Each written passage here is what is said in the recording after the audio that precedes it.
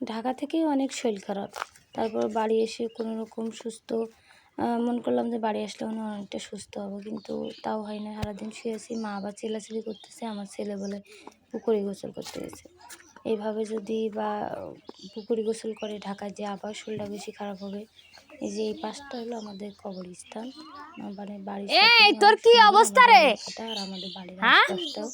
এই যে আমার ছেলের অবস্থা, কতক্ষণ ধরে পুকুরে ডুবাইছে আল্লাহ মালিক সেই জানে। আজকে ঢাকায় আসছি 5 দিন হয়েছে, ঢাকার থেকে বাড়ি আসছি। এই যে তোর মুখ হাত পা কি অবস্থা রে?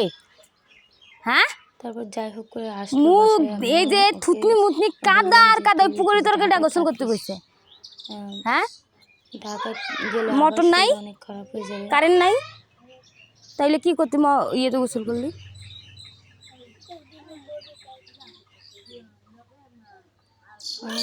ঢাকায় যাই যদি তো ঠান্ডা লাগে রে, পিঠির একটা চামড়াও থাকবে না, আমি কয়ে দিলাম। যা মোটর সাইডে দিয়ে আগে গা পরিষ্কার করবি সাবান দিয়ে, তারপরে গোসল করবি, তারপরে চেঞ্জ করবি। যা নামাজ পড়তে যাবি, আজান দিয়ে দিয়েছে। অবস্থা দেখেন। যাই হোক, এইটা আমার বোন খাদিজা, মামা ভাগ্নি দুজনে সমবয়সী, তো সারাক্ষণ শুধু দুষ্টুমি করতেই থাকে।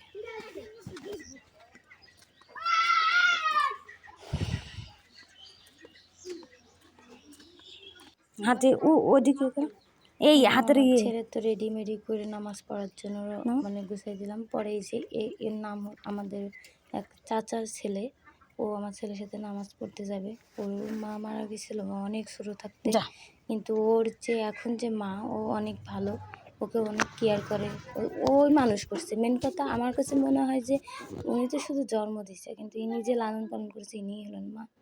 ভালো থাকবেন, আল্লাহ হাফেজ।